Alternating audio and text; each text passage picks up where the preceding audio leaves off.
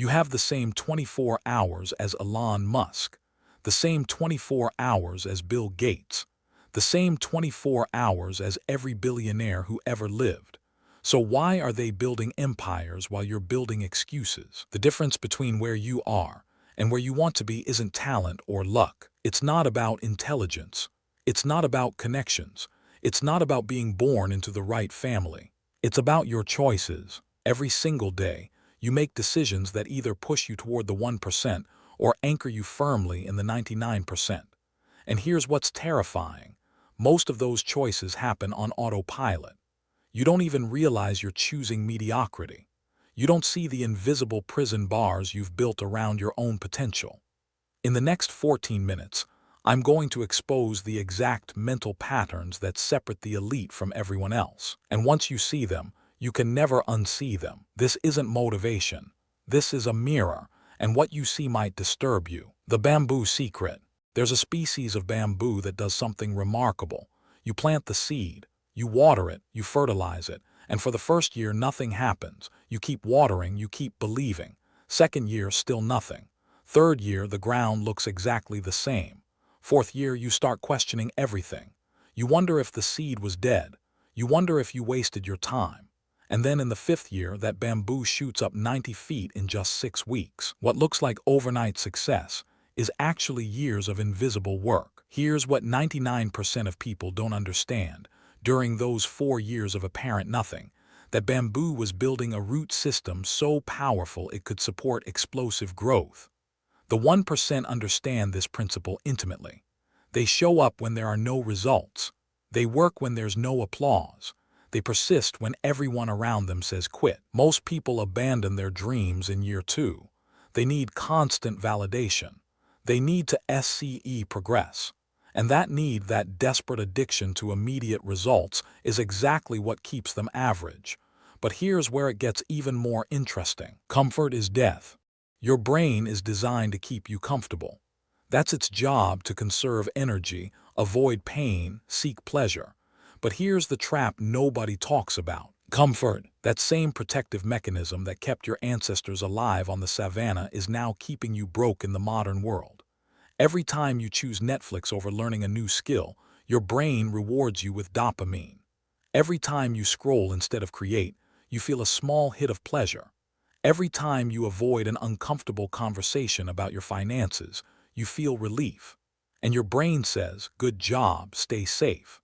But the 1% have reprogrammed this circuit. They've learned to associate comfort with danger and discomfort with growth. Growth happens exclusively outside of your comfort zone. If this is hitting close to home, hit like and subscribe to keep exposing these mental blocks. The next pattern might be the one destroying your potential right now. Think about it. When was the last time you deliberately chose the harder path? When did you last embrace discomfort as a friend rather than an enemy?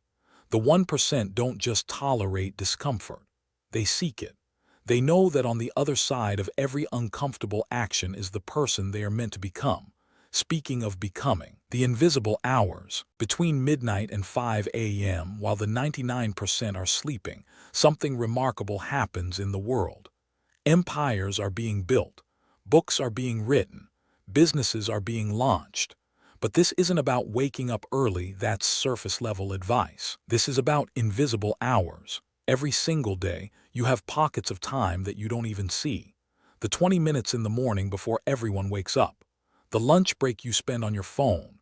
The hour before bed you sacrifice to mindless entertainment. A Stanford study found that the average person spends 2 hours and 27 minutes daily on social media. That's 37 days per year. Almost 10% of your waking life gone. The 1% aren't smarter.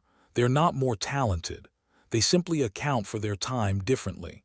They treat every hour like an investment, and like any investment, they expect a return. Time is the only resource that, once spent, can never be recovered. While you're asking where did the day go, they're asking where did I invest today? This shift in questioning changes everything. But there's an even deeper pattern that separates them from the rest. Watching vs doing. Right now, someone is watching a video about how to start a business. At the same time, someone else is making their first sale. Both will go to bed tonight feeling productive. Only one of them actually moved forward. This is the consumption trap, and it's decimating an entire generation's potential. You watch videos about fitness but don't exercise. You read books about wealth but don't invest. You study success stories but don't take the first step. And here's the insidious part. Your brain can't tell the difference between learning about something and actually doing it. When you consume content about success, you get a small dopamine hit. You feel like you're making progress. But knowledge without action is just entertainment. The 1% have a different relationship with information. They consume to implement. They learn only what they need for the next step. They understand that one imperfect action beats 1,000 perfect plans. Action beats intention every time. How many courses have you bought and never finished? How many books sit half-read on your shelf? How many ideas died in the planning stage? The answer reveals which side of the 1% line you're standing on. And speaking of standing, the applause addiction. Here's a truth that might hurt. You're addicted to approval. Every post you make, you check for likes. Every project you start, you seek validation.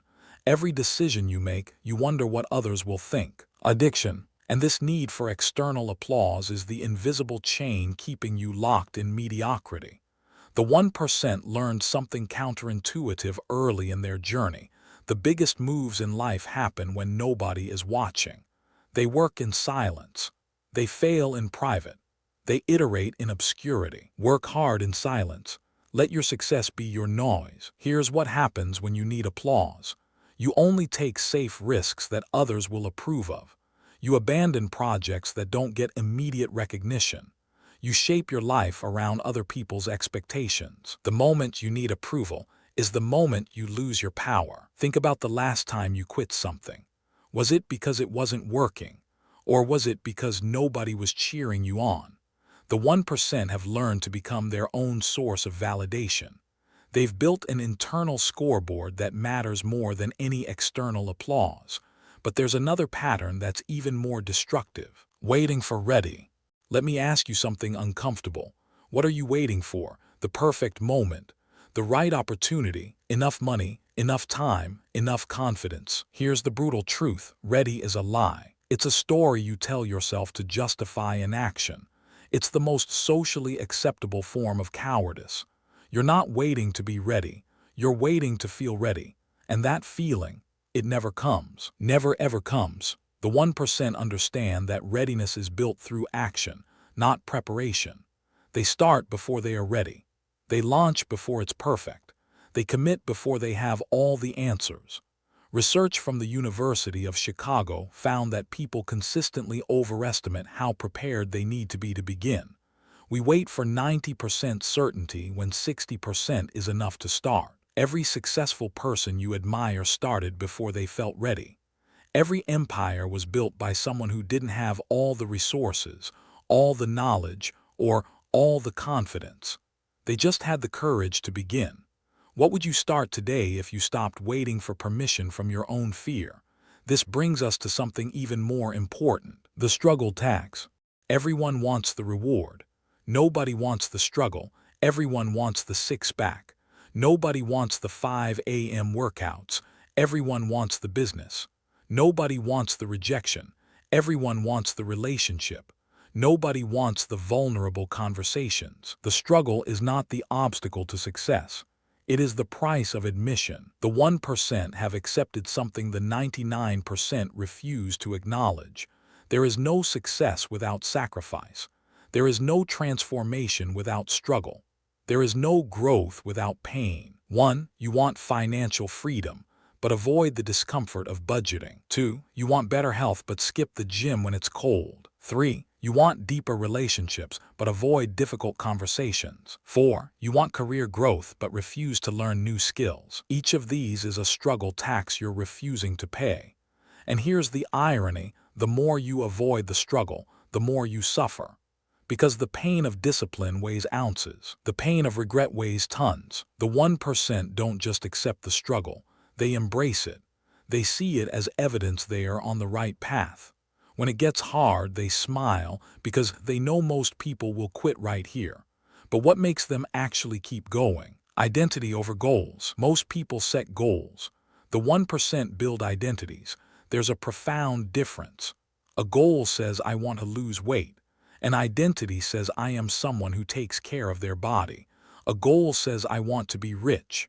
An identity says, I am someone who builds wealth. Goals are temporary. Identity is permanent. When your motivation fades, and it will, your identity carries you. When the excitement of a new project dies, and it does, your identity keeps you moving. James Clear, in Atomic Habits, explains that every action you take is a vote for the type of person you want to become. Skip the gym once, and you cast a vote for someone who breaks promises. Go anyway, and you vote for discipline. The 1% don't rely on willpower because willpower is finite. They rely on identity because identity is infinite. You don't rise to the level of your goals. You fall to the level of your systems. Ask yourself right now, who do you say you are? And more importantly, does your behavior match that story? Because there's one final pattern that ties everything together: the silent work. In a world of constant noise, the 1% have mastered the art of silent work. They don't announce their plans. They don't share every milestone. They don't need an audience to perform. Move in silence. Only speak when it's time to say checkmate. Here's why this matters more than ever. Every time you share a goal, your brain experiences a premature sense of accomplishment. You get social recognition for the intention, which reduces your drive to achieve the reality. A study from NYU found that people who publicly announced their goals were less likely to achieve them than those who kept them private. Your brain already got the reward without doing the work. The 1% understand this psychology. They've learned to delay gratification not just in action but in communication. They let their results speak. Results speak louder than plans. While everyone else is building a personal brand around goals they haven't achieved, the 1% are quietly building the foundation for results that will make the brand irrelevant. Your vision doesn't need witnesses. Your hustle doesn't need hashtags. Your transformation doesn't need a timeline. But there's one final piece that makes all of this possible: the daily decision. Everything I've shared today comes down to this moment.